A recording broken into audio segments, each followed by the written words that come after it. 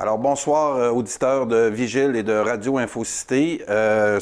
On va maintenant parler de la crise pétrolière mondiale. On sait que la crise du coronavirus a provoqué une baisse de la demande du pétrole, entre autres en Chine, ce qui a débuté une crise du pétrole.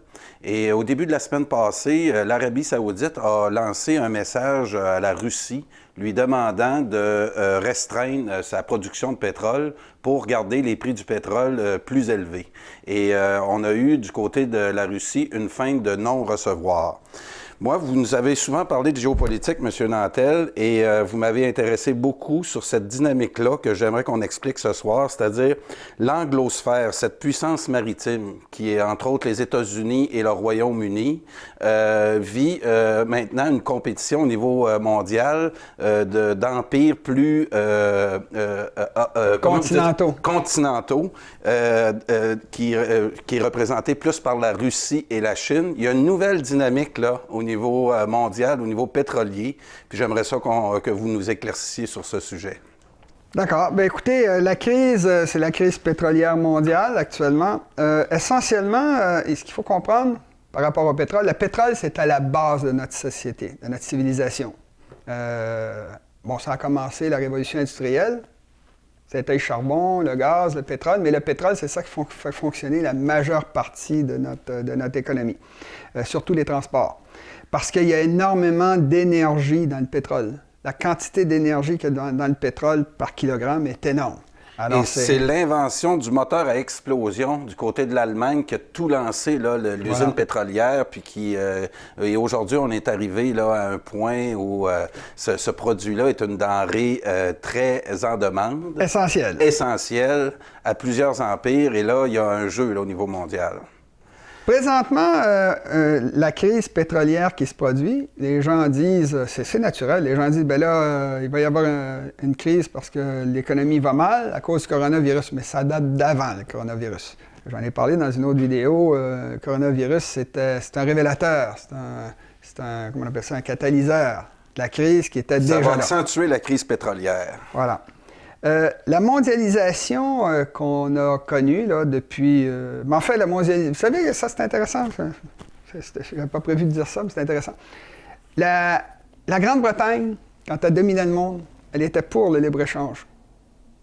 Parce qu'elle contrôlait les océans, puis c'était très payant pour elle, le libre-échange, parce que c'est elle qui se mettait entre les deux, faisait l'intermédiaire, faisait l'argent des deux côtés, c'était le fun. Elle était pour le libre-échange. Quand la Grande-Bretagne est passée en dessous des États-Unis, là, il était moins pour le libre-échange. Parce que là, c'était plus eux autres qui contrôlaient, c'était plus eux autres l'intermédiaire. Les Américains, tant qu'ils contrôlaient le monde, ils étaient pour le libre-échange. Là, ils commencent à dire, ben là, non, moins. Là. On va mettre une nouvelle entente avec le Canada puis le Mexique, puis dans le monde entier, avec l'Europe, Alors, c'est simplement que quand on est fort, on est riche. Quand on est faible, on est pauvre. Alors, comme les Américains étaient très puissants, ils le faisaient. La mondialisation qui s'est produite, c'est quelque chose qui a profité à tout le monde, parce que surtout dans le tiers-monde, qui les a beaucoup enrichis, qui, par conséquent, a appauvri l'Occident, parce que c'est nous qui avions les hauts salaires, pour faire exactement le même job que les gens du tiers-monde. Alors, quand les gens du tiers-monde ont commencé à faire le même job que nous, ben ils se sont enrichis, puis nous, on s'est appauvris relativement. Le maximum de richesse en tant que rapport qualité-prix, si vous voulez, là, c'est en 1972 qu'on a eu. On avait le plus de richesse pour le travail qu'on donnait en Occident. Puis depuis ce temps-là, ça n'arrête pas de baisser. Mais on ne l'a pas senti beaucoup. Mais moi, dans les années 60, là, mes voisins disaient j'ai la voiture de l'année. On n'entend plus ça aujourd'hui. Personne ne ferait ça, une voiture de l'année, ça ne va pas changer de voiture chaque année. Je faisais ça, c'était pas grave. La compagnie donnait une autre voiture. Bon. Alors, la mondialisation, ça a concerné l'économie. Au niveau humain et social, c'est seulement l'Occident qui s'est mondialisé. L'idée dans les frontières, là, dont on en parlait plusieurs reprises. C'est un phénomène occidental. C'est occidental. L'immigration de masse, chose intéressante, parce qu'il y a un historien qui a dit que depuis 4 siècles, depuis 5 siècles, le monde n'a rien fait d'autre que de consommer un continent neuf, les 3 Amériques. Il y avait un continent neuf, puis c'est ça qui a généré tous les surplus de richesses, des profits qui ont été accumulés, qui a permis à l'Europe de dominer le monde, puis ensuite qui a permis de développer la science dont profite la planète entière de nos jours. Alors, les 3 Amériques étaient ouvertes à l'immigration parce que c'était avec la population qu'on amenait qu'on pouvait exploiter le continent. Alors ça, c'est fini. On est rendu, on est 1 milliard, pas loin, là, dans les 3 Amériques. Alors, notamment 1,5 milliard en Amérique du Nord, si on compte le Mexique. Ça commence à faire beaucoup de monde avec un très haut niveau de vie. Ce qui fait que l'immigration, c'est un phénomène qui était très positif tant que le continent était vide. Maintenant que le continent devient plein, là, ça devient un problème. Non seulement le continent est plein d'êtres humains, mais il est appauvri. Dans les 2 guerres mondiales, là, on détruit des quantités de mines. Ils ont tiré des matières le plus qu'ils ont pu pour gagner la guerre, surtout la Deuxième Guerre mondiale, où on se battait sur 3 fronts, puis on en alimentait 4. L'industrie américaine, là, ils ont coupé du bois. Bon. Alors, les 3 Amériques étaient ouvertes à l'immigration massive au début du 20e siècle. Aujourd'hui, il en reste 2 pays, Canada et États-Unis. Puis les Américains n'arrêtent pas de serrer la vis. Puis autrement dit, l'immigration est un phénomène qui est migration massive. Il y a toujours de l'immigration. La raison pour laquelle il y a toujours de l'immigration, c'est parce que c'est payant, c'est bon, c'est avantageux, mais modéré. Et si on exclut le cas des réfugiés, qui est des résultats de catastrophes, je parle de vrais réfugiés, là, quand il y a des vraies guerres, pas des gens qui mentent, là, des vrais réfugiés, c'est parce qu'il y a des guerres, ces choses-là. Mais les réfugiés vont rarement très loin. Ils restent pas loin. Donc, historiquement, là, ils restent dans le pays d'à côté parce que l'idée, c'est de retourner chez soi quand le problème est réglé. Alors, le phénomène de la mondialisation actuelle, là, c'est au point de vue humain. Au point de vue immigration massive, c'est seulement en Occident. Ailleurs, c'est très modéré. C'est une mondialisation des technologies occidentales. Ils ne payent pas pour 100%. Moi, quand ils me parlent de l'appropriation culturelle, j'ai souvent dit aux gens, par exemple, des Chinois que j'ai connus, quand j'étais en Chine, je leur disais ça. Ils disaient, oui, il paraît qu'on a pris les jiao tsui, en fait, les Chinois ont inventé, puis on a pris la tomate, le tabac, tout ça des Autochtones, de l'appropriation culturelle. Mais j'ai dit, vous, toute la Chine, c'est de l'appropriation culturelle. Ils vivent comme des Occidentaux. Vous savez, tout est pareil, les lunettes, les lumières, c'est toutes des inventions occidentales, ça, les téléphones portables, les ordinateurs, tout ça. J'ai dit, nommez-moi, pour chaque chose que l'Occident a volée dans le reste du monde, vous en nommez 5 que le reste du monde nous a volé. C'est pas difficile, parce que c'est tout. Puis en Chine, c'est massif. Demandez aux Chinois, est-ce que tu aimes ça vraiment, le théâtre chinois? Il y a 2 postes en Chine qui parlent juste du théâtre chinois. Puis, ils n'osaient pas me le dire, puis quand j'étais tout seul, ils disaient, ben non, évidemment qu'on n'aime pas ça, ben non, c'est bête. Il explosait, bon. En tout cas. Quand on a connu les films américains, là, Ben oui, puis les boum-boum, puis les fusées, puis Star Wars, tout ça, veut dire, comment, soyons sérieux, là. Bon, fait que l'Occident a amené beaucoup de choses. La mondialisation, c'est ça la mondialisation, c'est la mise en commun du savoir universel par les moyens de communication, et secondairement seulement par les avions, etc. Ce qu'on fait, c'est qu'on ne déplace pas. Quand vous voulez vous enrichir, on appelle ça dématérialiser, vous enlevez de la matière, puis vous accumulez de l'énergie. Ça, c'est le concept de base. Alors, vous ne déplacez pas les matières premières. Il n'y a pas personne qui va exporter du sable du centre des États-Unis jusqu'au centre de l'Afrique. On ne fait pas ça. Ce qu'on fait, c'est qu'on exporte beaucoup de valeur ajoutée, des produits avec beaucoup de valeur ajoutée dans des voitures, des caméras, des télévisions, et vous transportez le minimum de gens possible. Vous réduisez. À la technologie, c'est ce que ça permet avec l'Internet. On envoie la technologie partout, puis les gens font beaucoup de production et peu de déplacement. Alors, ça, c'est pour la mondialisation. Quand vous avez, à cause de la crise qui a commencé, mais ce qui a commencé depuis longtemps, le prix du pétrole a baissé. A baissé parce qu'effectivement, c'est pas un point que le coronavirus, ça a commencé avant. L'économie mondiale est bloquée par l'environnement, c'est qu'il faut commencer à protéger les oiseaux, les grenouilles, puis les êtres humains, puis protéger les travailleurs, puis etc., puis que les gens vivent plus vieux, puis il faut mettre des systèmes de pension, etc. Ça augmente les charges sur un État qui diminue la croissance économique. Alors, les problèmes environnementaux sont une des raisons pour lesquelles le prix du pétrole a baissé, pour laquelle la crise, on n'arrive pas à en sortir, on n'arrive plus à faire de la croissance sur une planète qui est en train de crever à cause de toutes les lois qu'on met partout. Et les industries se déplacent dans le monde pour aller toujours là où il n'y a pas de protection environnementale, c'est-à-dire là où l'environnement est sauvé. Bien là, ils ont fait le tour. Ils sont rendus en Afrique, là. C'est le dernier. L'Amazonie, ils sont rendus... Bolsonaro, il faut couper tout ça. En tout cas, c'est des folies. Mais le résultat, c'est que le prix du pétrole a baissé à cause des problèmes environnementaux et également parce qu'il y a de nouvelles technologies. Quand vous avez un produit comme le pétrole qui est très important, il y a la principale loi en économie, c'est la loi de substitution. Quand un produit comme le pétrole cause problème, tout le monde cherche une façon de s'en débarrasser. Alors, les panneaux solaires, les éoliennes qui sont maintenant plus payantes que le pétrole. Les gens ne le savent pas, mais c'est le cas. Puis le pétrole ne paie pas la pollution qu'il crée. Ils n'ont pas mis le prix de la pollution, puis des cochonneries, puis Donc, on accumule une dette, là, en ce moment. Une dette environnementale. Oui. Dette environnementale. Alors qu'avec le solaire, avec l'éolien, c'est beaucoup moindre. L'hydroélectricité, c'est pareil.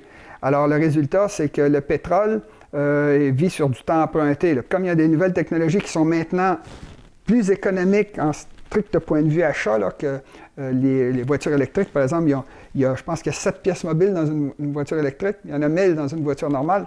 C'est-à-dire, vous sauvez tous les garagistes, un paquet de choses que vous économisez. Alors, ça fait baisser le prix du pétrole parce que la demande baisse. Le fait qu'il y ait une crise, le fait qu'il y ait de nouvelles technologies, les problèmes environnementaux. Vous avez également le fait que le Moyen-Orient est instable. Le Moyen-Orient est instable parce que tout le monde veut le pétrole. Fait que là, tout le monde attaque de toutes les façons possibles. Alors, on essaye de remplacer le pétrole. C'est la loi de substitution. On essaie de se débarrasser du problème qui cause le problème. Maintenant, la géopolitique du pétrole. Comme le pétrole est à la base de notre civilisation, qui fait tout fonctionner, vous avez une opposition actuellement dont les gens ne se rendent pas compte sur la planète, qui est entre les États maritimes et les États continentaux. Un État continental, c'est essentiellement un État qui est pris dans un continent, qui est bien placé dans un continent pour agir sur le continent. Les êtres humains vivent sur les continents. Alors, comme les êtres humains vivent sur les continents, les marchés sont là, les routes sont là. Alors, vous faites affaire sur le continent. Alors, pour vous donner une idée, alors que les États maritimes, c'est des pays qui sont ordinairement des îles, qui ont des bateaux, puis qui vont un peu partout pour échanger. Il y a un avantage fondamental quand vous êtes un pays continental. Alors, il y a deux théories qui s'affrontent. Il y a eu la fameuse théorie de... attendez, il ne faut pas que je mélange les deux, c'est ça. Mackinder, curieusement en anglais, qui n'avait pas compris, qui disait que il y avait l'île, ce qu'on appelle l'île mondiale, c'est l'Asie avec l'Europe et l'Afrique. Ensemble, ça forme comme une île, c'est une île mondiale. Il disait que celui qui contrôlait le centre de l'île mondiale, essentiellement la région de l'Ukraine, il disait qui contrôle le territoire central contrôle l'île mondiale, celui qui contrôle l'île mondiale contrôle le monde. Parce qu'après, il suffit de s'éloigner sur les océans, c'est pas compliqué. Alors, il pensait, lui, que la Russie, entre autres, était bien placée, parce que quand vous êtes au centre, vous pouvez rayonner de tous les côtés, avec vos tentes, avec comme votre les économie. États-Unis, qui est un empire maritime, sont au centre, autant de l'Atlantique que Pacifique. Oui, mais là, mais là, on parle du continental, la Russie. Oui. Alors, si vous êtes là, c'est plus facile, vous pouvez agir de tous les côtés, parce que vous ne ferez pas à gauche, vous ne ferez pas à droite, vous ferez au sud, c'est facile. Fait que lui, il pensait que c'est ça qui dominerait le monde. Entre autres avec la Crimée, là, quand vous parlez du centre, Oui, la Russie sûr. a voulu garder la Crimée absolument parce que ça donne sa mer Noire, puis ça donne accès à un marché au sud. Ça, c'est la première théorie. Celui qui contrôle le centre de l'île mondiale contrôle l'île mondiale et donc contrôle le monde. La deuxième théorie, ça, c'est un gars qui s'appelait Mahan, qui est un Américain, je crois, un général américain. Il dit non, c'est pas vrai ça. C'est celui qui contrôle les océans qui contrôle le monde. La raison est la suivante. D'abord, les océans, c'est 71 % de la surface du monde. Deuxième des choses, quand vous êtes une île comme l'Angleterre, la Grande-Bretagne, et les Amériques, c'est-à-dire l'Amérique du Nord, les États-Unis, qui est le gros morceau d'un 3 Amériques, alors, il disait, vous n'êtes jamais attaqué chez vous, vous ne mettez pas de défense continentale, vous n'allez pas vous défendre contre vos voisins, parce que c'est une île, vous êtes tellement fort, vous êtes capable d'écraser le Canada, puis le Mexique, on ne peut rien faire, c'est les Américains choquent, rien à faire. Bon. Alors, puis ils l'ont fait plusieurs fois, puis à chaque fois que les Américains se sont choqués, on a pris notre trou. Alors, toujours est-il qu'il a dit, donc, si vous contrôlez votre pays, vous pouvez dépenser tout pour la marine. 71 % de la surface du monde, c'est la surface une des plus basses sur la planète, c'est les océans, parce que l'eau est dans le fond du trou. Puis c'est plat. Vous pouvez vous diriger dans toutes les directions. Vous pouvez vous aider du vent et des courants, ça ne coûte rien. Puis vous avez tout ce qu'on appelle le rimland, c'est-à-dire tout le bord des continents. tout le bord des mers. Alors, celui qui contrôle les océans, ben, il contrôle les détroits, il contrôle. Puis on peut attaquer celui qui contrôle l'île centrale. Vous pensez à la Russie contre les États-Unis. Puis ce qui se passe, c'est que quand vous êtes sur un continent, c'est que vous gaspillez de l'énergie. Il faut les construire, les routes. Il faut les entretenir. Tandis que la puissance maritime, elle a une route naturelle. Elle est tout le temps là. Oui. Ça C'est prend juste de des bâtir bateaux. un bateau. Puis Voilà, des gros bateaux avec des gros canons. Oui. Alors, c'est ce que. Alors, dans l'histoire, les puissances maritimes ont presque toujours gagné contre les puissances continentales. Il y a eu des exceptions, comme Sparte là, dans la guerre du Péloponnèse, mais finalement, Sparte a perdu contre Athènes. Athènes était une puissance maritime, mais c'est Sparte qui a gagné, mais ça arrive. Mais en général, là, la Grande-Bretagne avait 3 millions, 4 millions d'habitants à la guerre de 100 ans. La France avait 20 millions d'habitants. Puis ceux qui gagnaient, c'était les Anglais, qui ont dominé. Puis, finalement, ils ont perdu, là. Mais ce que je veux dire, c'est qu'ils attaquaient. Ils attaquaient la France avec 4 millions, l'autre avait 20. Bon. Parce qu'ils frappaient à gauche, à droite, passaient par le sud, par le nord. Bon, ils frappaient de tous les côtés. Alors que la puissance continentale, il faut toujours qu'elle dépense de l'énergie. Déplacer ses armées, bâtir des routes, passer à travers une montagne, il y a des ponts, des tunnels, il faut entretenir. Tout ça, ça coûte les yeux de la tête. Vous avez des ennemis continentaux, fait que vous avez besoin de murailles, vous avez besoin de châteaux. Ça coûte cher. Puis tous les déplacements coûtent cher. Alors que sur l'océan, bien, vous mettez une voile, traversez le monde. Drake a fait le tour de la planète. Magellan a fait le tour de la planète avec une voile. Juste quelques barils de nourriture dans le bon. Donc, alors, la puissance maritime a une énorme puissance, puis ils ont toujours gagné. L'Angleterre a gagné contre la France, ils ont gagné quand l'Espagne était la plus forte. Ils ont gagné contre l'Espagne, après la France, après ils ont gagné contre l'Allemagne, les deux guerres mondiales, ils ont gagné contre la Russie, puis là c'est contre la Chine. La Chine est une puissance continentale. Alors, la géopolitique mondiale, quand vous êtes sur le sol, je vais expliquer ça. Ah, c'est ça, quand vous voulez sortir du pétrole d'un pays continental, ça vous prend des pipelines, ça vous prend des trains. C'est ce qui se passe au Canada, qui est un pays continental. Alors que le Québec est un pays maritime. Parce que nous, on est sur la voie maritime du Saint-Laurent, puis on est ouvert sur le monde entier. on ne réalise pas que l'océan Atlantique se termine à Montréal. C'est ça. Les gens... Là, On a une grosse autoroute qu'on n'utilise pas au Québec. ben, très peu, en tout cas. disons, elle est utilisée par le Canada anglais. C'est ça. C'est pour ça qu'ils veulent sortir. Ils sortent tout, hein, C'est tout. pour ça que l'Ontario est si fort, parce qu'il utilise gratuitement notre fleuve. Bien, évidemment, c'est une anomalie. Hein. Oui. Dans le monde entier, les puissances enclavées, les pays enclavés, c'est-à-dire qui n'ont pas d'accès aux océans, sont ordinairement plus pauvres, moins développés, moins peuplés que le pays voisin qui a un accès à l'océan. C'est vrai partout, ça. Oui. C'est vrai au Laos, en Mongolie, au Népal, au Sikkim, comment ça s'appelle, l'Asie centrale, la Bolivie, allez-y. Oui. Empire centrafricain, c'est tout le temps comme ça. Il y a des petites exceptions qui n'en sont pas vraiment, comme la Suisse, mais la Suisse fait du tertiaire, ils font de la banque. Mais c'est beaucoup moins peuplé que la France, ou en tout cas. Tout ça pour vous dire que quand vous êtes dans un continent, comme l'Alberta par exemple, vous avez besoin de pipelines pour sortir votre pétrole. Alors que si vous êtes les Américains, par exemple, qui est une puissance maritime, bien, vous avez du pétrole dans le golfe du Saint-Laurent, dans le golfe du Mexique. Vous avez du pétrole pas loin de Los Angeles, vous pouvez aller chercher le pétrole partout autour de vous. Alors, tout est plus difficile quand vous êtes continental. Un très, très bon exemple de ça. Quand vous voulez sortir le pétrole à travers les Rocheuses, ça vous prend des stations de pompage. Ça en prend plusieurs, parce qu'il faut monter en montagne. Très complexe et très dispendieux. Oh, oui, quand vous traversez, par exemple, traverser les Rocheuses, ça va à gauche, à droite. Les routes, il faut construire des routes, des chemins de fer, ça va à gauche, à droite, ça monte, ça descend. Ça prend des tunnels, ça prend des ponts. L'hiver, c'est plus compliqué. Il n'y a personne dans les montagnes. Fait que comme il n'y a personne, bien, ça prend tous des systèmes de réserve. S'il y a une tempête de neige, etc.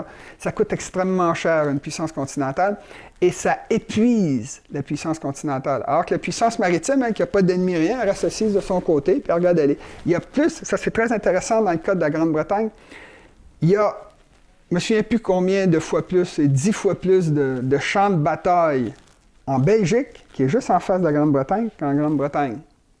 Parce que tout le monde se battait en Belgique. D'ailleurs, la raison pour laquelle la Belgique existe, c'est parce que la Grande-Bretagne ne voulait pas que personne, une grande puissance, contrôle la sortie de l'Escaut, qui est un fleuve qui sort en Belgique, ou la sortie du Rhin, qui sort en Hollande. Alors, ça, c'est un truc de puissance maritime. Ils bloquent, ils font des États tampons, puis comme ça, ils sont sécuritaires, puis ils contrôlent le tout. Puis ils laissent c'est divisé pour régner, ils laissent les gens sur les continents se battre entre eux. parce qu'ils sont en contact, puis ils laissent s'épuiser. Quand ils ont fini de s'épuiser, ils interviennent. Ouais. C'est ce que les Américains ont fait dans les 2 guerres mondiales. Ils sont intervenus en 17, sont débarqués en Europe pour aider les Français puis les Anglais, puis ils ont fait ça en 44. Ils ont attendu que les Russes puis les Allemands soient bien massacrés, puis là... Hollywood nous l'a fait oublier, ça. L'a fait oublier. Alors, ça, d'ailleurs, le code, c'est très intéressant, ça. Si vous regardez la carte de l'Europe, puis vous regardez d'où l'Allemagne est partie quand ils ont envahi l'URSS, puis vous mettez la ligne qui se rend jusque là où ils ont été, ça leur a coûté, en tout cas, c'est là où se sont perdus 90% des soldats allemands. C'est une petite distance de rien sur le continent. Puis quand les Russes sont repartis là où ils étaient au fond, puis ils se sont rendus jusqu'en Allemagne de l'Est, puis ça s'est arrêté aux frontières de l'Allemagne de l'Est, ils ont fait une petite distance de rien. Ça leur a coûté 26 millions de morts. Les Américains, dans le même temps, se sont battus sur tous les continents, en Italie, 3 fronts, en Italie, en Normandie et dans le Pacifique. Puis en plus de ça, ils alimentaient le front russe. Ça, c'est une puissance maritime. Alors, ils ont gagné. Ceux qui ont gagné la guerre, ce sont les Russes, qui ont vaincu les Allemands. Ceux qui en ont profité, c'est les Américains. Alors, le code de l'URSS, puis ils ont fait des petites distances de rien, alors que les Américains envoyaient le débarquement de Normandie, c'était à 4000, 5000 km des États-Unis. Ouais. L'autre, il a fait 1000 km. Ça y a coûté 26. Il a coûté des 26 millions de morts. Là, c'est plus que 1000, c'est 2000 en tout cas. Quelque chose comme ça. Tout ça pour dire que l'opposition qu'on voit présentement sur la planète pour le pétrole, c'est une puissance maritime et insulaire, comme les États-Unis, qui n'ont pas d'ennemis. Il n'y a pas de frontière. Là, c'est la première fois qu'il y a un mur sur la frontière sud, mais il n'y en aura jamais entre le Canada et les États-Unis, ça serait fou. Alors que les Chinois ont des ennemis partout. Il y a un jeu qui se produit actuellement sur la planète pour le pétrole, parce qui est à la base de notre civilisation, tout le monde le veut, c'est pour ça qu'on cherche à s'en débarrasser. C'est les Américains qui ont leur propre pétrole contre les Russes et les Chinois et le Moyen-Orient, qui sont toutes des puissances continentales et qui essaient de vendre leur pétrole, qui essayent d'en vivre, etc. Alors, la Russie, qui est une puissance continentale, les fleuves en Russie coulent presque tous vers le nord, vers l'océan Arctique. Alors, les Russes sont une énorme puissance arctique, il n'y a rien qui se compare à ça. Là. Le l'Ob, l'Yenisseï, le Lena, c'est tous des fleuves, des gros fleuves là, qui débouchent sur l'océan Pacifique. L'océan Arctique, pardon. Alors, la Russie est une puissance continentale, c'est tout le temps gelé, cette affaire-là, le nord. Alors, le résultat, c'est que la Russie est obligée de sortir son pétrole par pipeline. Puis la politique des pipelines, c'est catastrophique pour celui qui bâtit le pipeline. Pour l'Alberta, pas pour le Québec. Pour l'Alberta, c'est un problème, les pipelines. La raison est la suivante, c'est que quand vous construisez votre pipeline à travers un pays étranger, à travers un territoire étranger, dans le cas du Canada, c'est le Québec, c'est un territoire étranger, les gens disent, ben, mets-les ton pipeline. Ah oui, on va s'entendre pour une pièce le baril. Bâtis ton pipeline. Quand le pipeline est bâti, on dit, ouais, mais là, ton pipeline t'a coûté 20 milliards. On a changé d'avis. C'est plus une pièce, c'est 5 piastres ou 7 piastres ou 20 piastres. Les Américains, pour l'Alberta, demandent des rabais parfois de 40 % sur le prix du pétrole albertain.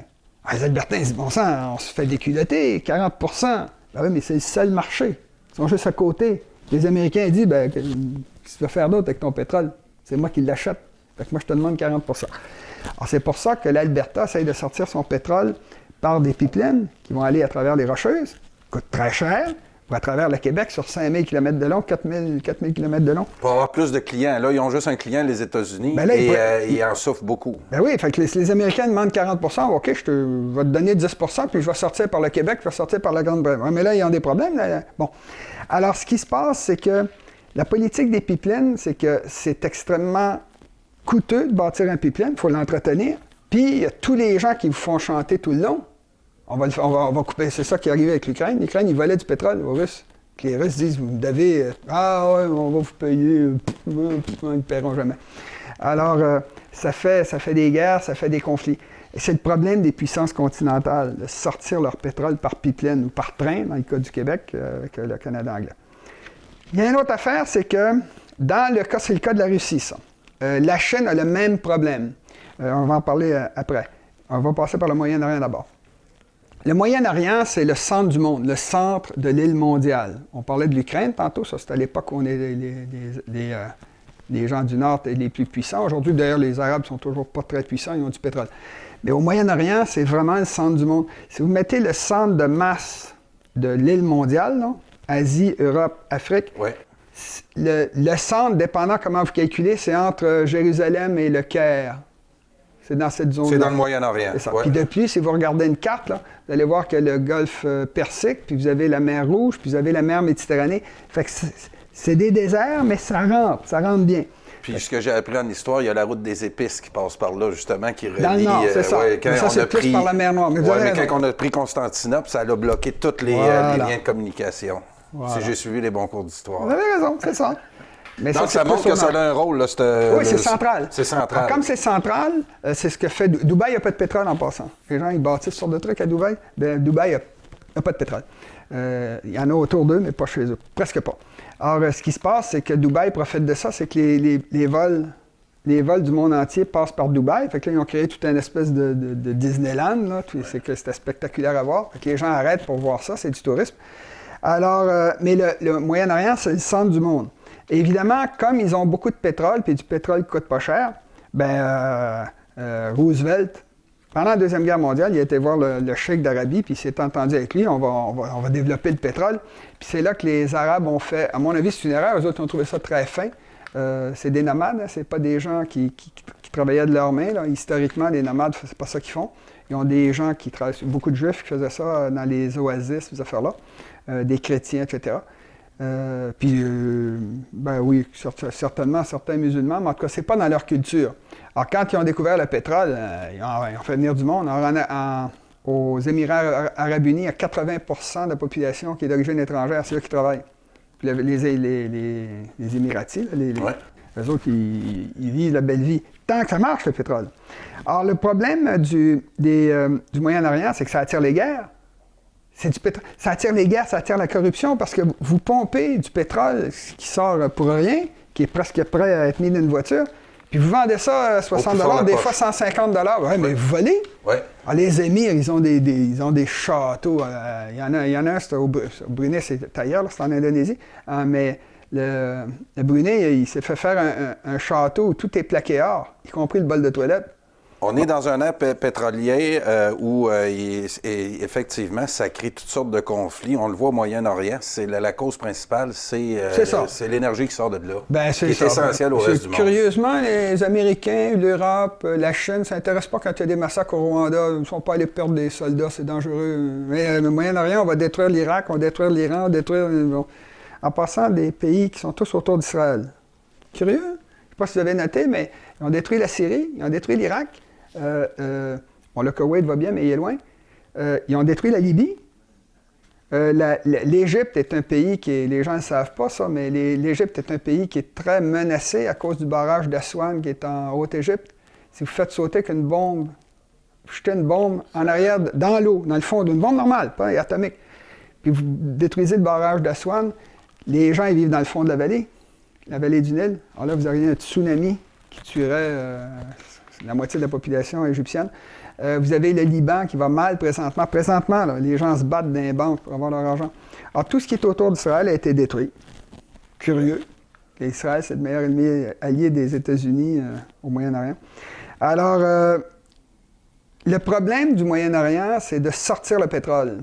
Alors, ils ont commencé par le sortir, bien sûr, par voie maritime. Ouais.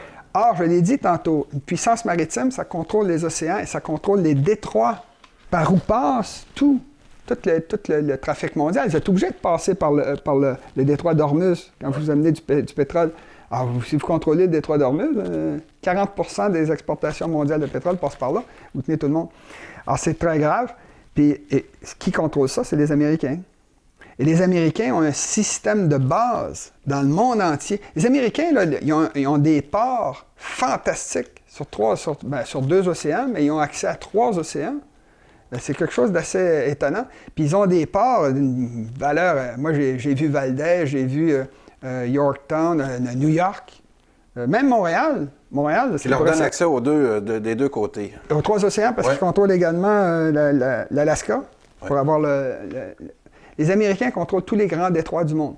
Alors, ils contrôlent le détroit d'Ormuz, ils contrôlent évidemment tous les passages comme eux-mêmes ou par alliés interposés.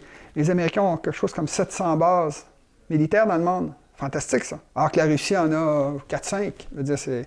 Mais là, la Russie est proche, est continentale, les Américains... donc là, il y a une nouvelle dynamique, justement, au début de la semaine passée, là, où le pétrole, là, la Russie a refusé de baisser sa production. Et ça crée une dynamique en ce moment sur l'anglosphère, sur tout le marché britanno-états-unien, que là, on va observer dans les prochains mois, parce que je pense qu'il va y avoir de quoi ça va brasser dans ce coin. Je vais vous en parler de ça tantôt, parce qu'effectivement, c'est vers ça que je m'en vais.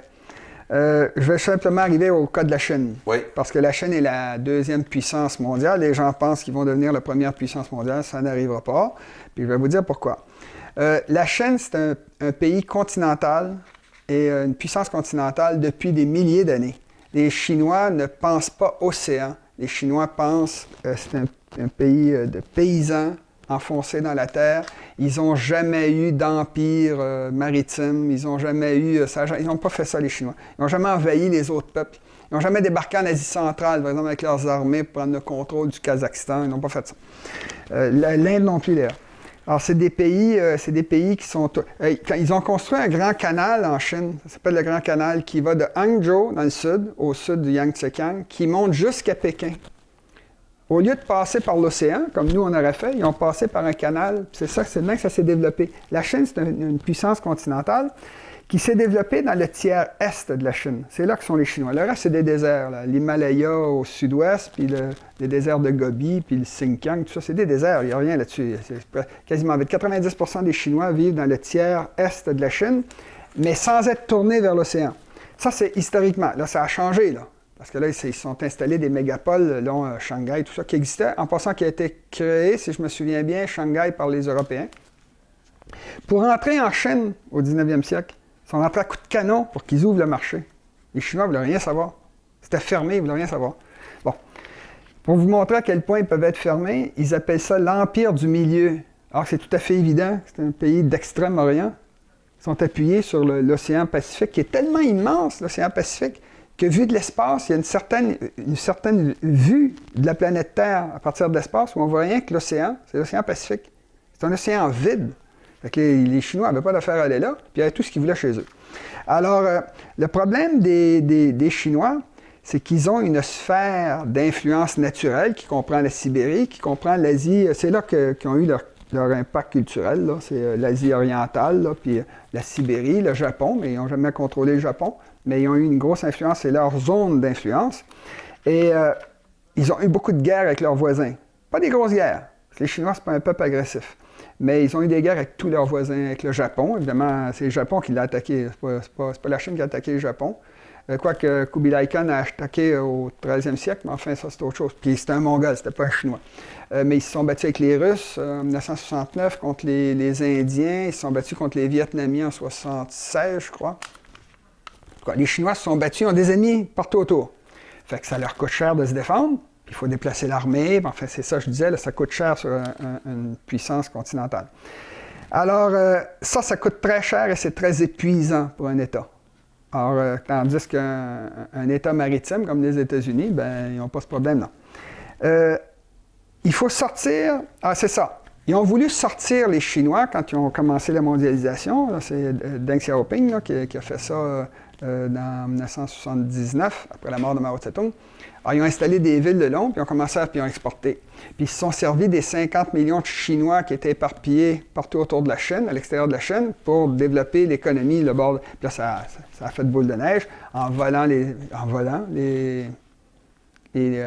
techniques occidentales, enfin en fraudant, en volant leurs travailleurs qui payaient 50 cents de l'heure. Aujourd'hui, c'est monté plus haut, pas mal plus haut. Là. Fait que toujours est-il que le problème de la Chine, c'est qu'ils ont essayé de sortir par les océans. C'est ça qui est économique. Un océan, vous mettez un gros bateau, vous faites pousser par les courants. Puis un bateau, ça peut porter jusqu'à des millions. Enfin, ça pourrait être des millions de tonnes si on voulait, si on pouvait faire des bateaux de cette taille-là. Alors, ils ont fait ça.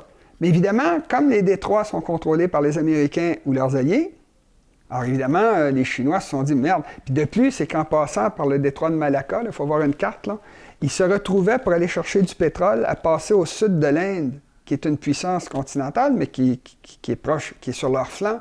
Fait que les Chinois étaient très menacés sur les océans par les Américains, par l'Inde, qui est une future ennemie en Eurasie. Ils se sont battus avec eux dans les années 60. Alors, la Chine s'est dit, merde, on est coincés. Ils nous contrôlent. Puis la Chine veut devenir puissante. Alors, puis ils font face à l'océan Pacifique, qui est complètement vide. Puis, en plus d'être vide, l'océan Pacifique, quand vous allez de l'autre bord de l'océan Pacifique, les pays qui font face à l'océan Pacifique, bien, il y a la chaîne des Rocheuses puis des Andes. Ce qui fait que c'est des petits pays sans intérêt. Alors que les pays intéressants du côté de l'Amérique latine sont tous du côté de l'Atlantique, du côté américain. C'est ça. Puis le détroit de Horn, le Cap Horn, c'est le pire endroit pour passer en bateau. Fait qu'il faut passer par le canal de Panama, qui est contrôlé par les Américains, militairement. Bon, alors les Chinois ont dit, bien là, on a un gros problème. Fait que là, ils ont lancé le programme. Ils ont d'abord essayé de sortir un pipeline par la Birmanie. Birmanie qui permettait d'éviter le détroit de Malacca, mais ça, c'est pas très fort là, comme défense. Ils ont dit, OK, on va faire mieux que ça. On va faire la nouvelle route de la soie. C'est la route de la soie du 12e puis du temps des Romains. Là. Ouais. Alors, ils ont fait des chemins continentaux avec le problème que je vous ai dit. C'est qu'il faut que vous bâtissiez les routes, ça prend des relais, ça prend des postes de pétrole, ça coûte cher, c'est cher. Vous avez tous des ennemis partout. Puis de plus, c'est que les Chinois, dans le nord-ouest de la Chine, ils martyrisent des musulmans, des Ouïghours. Puis tout le monde musulman le sait qui est derrière. Fait que quand ils vont sortir d'un pays musulman, Kazakhstan, tout ça, ben, c'est des ennemis potentiels. Fait qu'il y a des problèmes de terrorisme gigantesques. Fait que la Chine, là, sa route de la soie, là, ils viennent de se mettre la main dans un engrenage, mais ils n'ont pas le choix. C'est un problème de puissance continentale. Fait qu'ils disent, on va faire les deux. On va faire le maritime, puis si c'est bloqué, on va passer par... Oui, mais on peut bloquer les deux facilement. Les Américains, parce que c'est une puissance maritime, vous pouvez attaquer de tous les côtés, trouver des alliés, foutre des problèmes, faire sauter un pipeline, c'est pas bien compliqué. C'est plus difficile de faire sauter un porte-avions. Alors... c'est ce qu'ils ont fait. Ce qui fait que les Chinois se retrouvent avec un énorme problème sur leur flanc, partout où ils essaient d'exporter, ce qui va leur coûter extrêmement cher parce qu'ils sont sur le continent. Ils vont avoir le problème de la France, lors de la guerre de 100 ans, qui avait 20 millions d'habitants alors que les Anglais en avaient 4. C'est les Anglais qui leur foutaient des volets. Toutes les batailles... Là, parce qu'on les voyait venir, là. Ouais. On les voit venir, les Chinois. Puis les Chinois, tous les gens qui sont autour en ont peur. Parce que c'est un éléphant, hein, quand une petite souris... Bien, tout le monde a intérêt à se mettre avec la puissance maritime. C'est ça que les Anglais ont fait contre toutes les puissances continentales. Ils les laissaient se battre entre eux. Puis quand c'était fini, puis tout le monde était affaibli, ils intervenaient avec leur armée. C'est ça qu'ils ont fait avec Napoléon. Vous savez qu'à Waterloo, la grande victoire anglaise, Wellington avait seulement que 18 de ses soldats qui étaient britanniques. Tout le reste, c'était des Français, des Allemands, qui faisaient tuer les autres. Les autres, évidemment, il y avait des surplus. C'est pour ça qu'ils ont peuplé le Canada, les États-Unis, l'Australie, la Nouvelle-Zélande. Ils ne faisaient pas tuer leur monde. Alors maintenant, les Américains, comme je l'ai dit, ils ont accès direct à 3 océans, dont l'océan Arctique. Ils ont des ports fantastiques. Il faut les voir, il faut visiter ça. New York, Long Beach, Los Angeles, Seattle, c'est un port fantastique. San Francisco, c'est incroyable. Puis toutes des ports en eau libre. Qui ne gèlent jamais. Alors qu'en Russie, là, ils n'ont pas beaucoup de ports, les Russes. Ouais. C'est des ports qui sont loin de la population ou qui sont dans le froid. Et fermés une partie de l'année. C'est pour ça qu'ils ont envahi la Crimée. Parce que c'est un port en eau. Puis les Américains contrôlent la Turquie, les détroits. C'est ça, ils sont coincés, les puissances maritimes. Les puissances continentales, vous voulez dire. Les puissances continentales sont coincées. C'est ça, oui. Alors que les puissances maritimes les contrôlent. Puis ils ne dépensent presque rien. Alors les Américains, ils ont, bon là je ne sais pas exactement si c'est 10 ou 11 porte-avions, mais ils ont des aéroports flottants qu'ils amènent, puis un seul porte-avions américain est plus fort que 90% des armées du monde. Parce que la puissance de destruction est énorme. Ils projettent leur puissance. Puis ils en ont 10, peut-être 11. Ça dépend, là, parce qu'il y a ils sont tout en train de construire 2 porte-avions, les Américains. Un qui approche de la finition, puis l'autre qui commence. Ils ne veulent pas perdre, puis ils en mettent d'autres à la retraite. Mais ils en ont d'autres dans les boules à mettre. Fait que les Américains, là, puis un porte-avions, c'est pas juste un bateau. C'est une flottille. Oui. Il y a 2 sous-marins, il y a des dragueurs de mines, il y a des bateaux ravitailleurs, il y a des corvettes, il y a des destroyers, avec ça. C'est une flotte entière. Alors, les Américains, là, la puissance américaine, ça a toujours été comme ça. Les Américains, quand ils font la guerre, c'est « on y va ». Alors, évidemment, ça coûte cher, mais c'est parce qu'ils peuvent se le permettre. Alors, les Américains ont des bases partout sur la planète. Ils ont des bases comme la Diego Garcia dans le milieu de l'océan Indien. c'est une base fantastique. L'océan Indien, c'est peut-être l'océan le plus important de nos jours à cause du pétrole, puis l'Inde, puis la Chine, tout ça. Et de leur côté, les Américains, ils sont entourés de pétrole. Il y a du pétrole au Canada, en masse. Il y a du pétrole en Alaska, du pétrole sur le continent américain, du pétrole en Mexico, dans le golfe du Mexique. développé beaucoup le gaz de schiste aussi. Hein, mais ça, ils ont développé. Mais les Américains, c'est devenu le premier exportateur de pétrole. Là. C'est ça. Premier producteur de pétrole. Je ne suis pas sûr pour exportateur. En tout cas, toujours est-il que l'avantage des Américains est gigantesque parce qu'ils ont du pétrole autonome au Venezuela, en Équateur, au Pérou, il y en a même au Brésil. Fait que, puis ils peuvent aller en chercher partout sur les côtes. Ils peuvent aller en chercher en Nigeria, où il y a beaucoup de pétrole, au Gabon, puis au Moyen-Orient. Alors, le résultat, c'est que les Américains ne dépendent pas du pétrole du Moyen-Orient. Fait qu'ils foutent le bordel. C'est pour ça qu'ils font ça. Ils ont tout fait ça. Alors, l'avantage des Américains est tellement immense, j'en ai parlé tantôt, que lors de la Deuxième Guerre mondiale, ils se battaient sur 3 fronts, puis en alimentaient 4. Ça leur a coûté 440 000 morts au total. 440 000 morts. Oui, tandis que les Russes, 26 millions pour faire 2000 km. Fait qu'on voit puis à la fin de la Deuxième Guerre mondiale, tout était détruit. L'Europe, la Russie, le Japon. On dit que les États-Unis... Il y avait la moitié de la puissance industrielle du monde aux États-Unis. Aujourd'hui, ils ont continué d'augmenter. Aujourd'hui, c'est seulement 22 Les autres ont monté. Tout le monde a monté, mais là, ça crée des problèmes de pollution. Fait que les États-Unis contrôlent le pétrole, ils contrôlent le prix, et puis là, il y a une crise qui va déterminer qui va gagner. Maintenant, quand la crise a commencé, j'en ai parlé dans une autre vidéo, les Russes s'étaient entendus avec, parce qu'ils ne sont pas fous, les puissances continentales, ils ont dit, les Russes se sont fait amis avec les Chinois, puis avec les Arabes. Ils ont dit, non, on va s'arranger entre nous, parce que l'autre, il n'arrête pas de foutre le bordel partout. Alors, on va essayer de les expulser, puis les Américains sont d'accord pour s'en aller en partant. Ce qu'ils veulent faire, d'ailleurs, c'est pas fin ce qu'ils ont fait, envoyer l'armée. Ce qu'ils auraient dû faire, c'est ce que faisaient je parle au point de vue intellectuel, pas au niveau moral. Là. Pas d'affaire à l'étude du monde, mais foutre le bordel d'un pays. Mon point de vue froid, là, Kissinger, là, on s'en fout, puis on tuera les gens, puis les femmes, puis les enfants, on s'en fout, on veut juste faire de l'argent. Là. Il aurait dû rester à l'extérieur, puis foutre le bordel qui se battent entre eux, diviser pour régner, puis intervenir quand c'était le temps. Envoyer l'armée en Afghanistan, ça c'était bête, d'ailleurs, ça n'avait pas d'affaire là. En Afghanistan, oui, c'était en Irak qu'il n'y avait pas d'affaire à aller. Fait que c'était pour le pétrole. Alors, les Russes se sont entendus avec l'OPEP, les Arabes. En passant, c'est pas juste les Arabes, hein, le Venezuela, dans l'OPEP, je crois que l'Équateur y est également.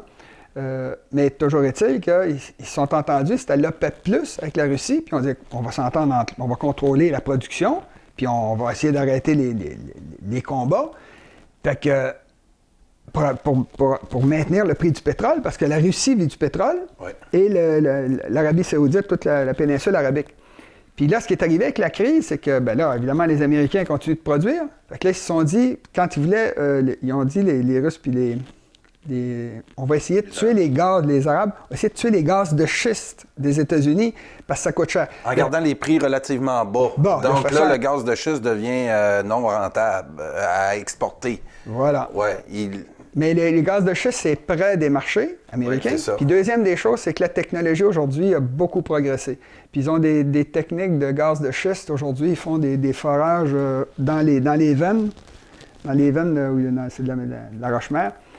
Qui fait que certains gaz de schiste là, dans la région du Bracken, tout ça, là, ils ont des coûts de production très bas. Fait qu'ils arrivent à se maintenir. Mais il y en a beaucoup qui sont pas... C'est pas rentable là, la plupart du temps. Fait qu'ils ont dit on va essayer de les tuer. Ça n'a pas fonctionné. Parce que les Américains, apparemment, ils se débrouillent. Puis ils sont très, très endettés. Les compagnies vont faire faillite dans la crise. Mais le point, c'est que les Arabes puis les Russes travaillaient ensemble. Puis à un moment donné, les Russes, ils ont dit, ben là, on n'est plus d'accord avec la politique de l'OPEP, parce que l'Arabie saoudite peut facilement augmenter sa production de 2, 3, 4 millions de barils par jour. Puis la Russie a un problème, c'est que la Russie ne peut pas arrêter de produire, notamment l'hiver. Si vous arrêtez de produire, il faut que le pétrole coule dans vos pipelines. Quand il fait moins 40, là, il faut que ça continue de couler, sinon ça va devenir comme de la melasse, ça ne coulera plus. Alors, les Russes, il faut qu'ils continuent de produire. Puis les Arabes, ben, ils ne se sont pas entendus. Fait que là, les Arabes ont dit, OK, on va couper les prix. Fait qu'ils ont coupé les prix. En fait, ils n'ont pas coupé les prix, ils ont augmenté la quantité sur le marché. Quand il y en a plus, il y a une crise.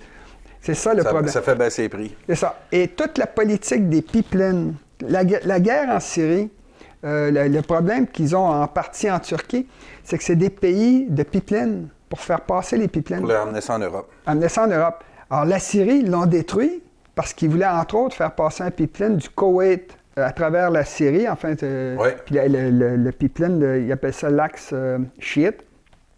L'Iran, l'Irak, c'est des pays chiites. Puis les Alaouites, je crois que ça s'appelle en Syrie, sont proches des chiites.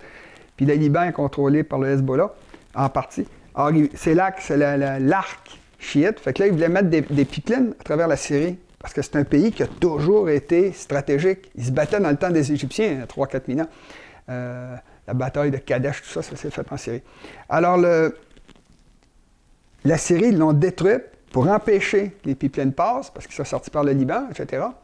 Alors, c'est ça qu'ils font, les Américains. C'est une puissance qui veulent empêcher que les pipelines se construisent pour continuer de contrôler au niveau maritime, alors qu'ils ont tout le pétrole qu'ils veulent autour de chez eux.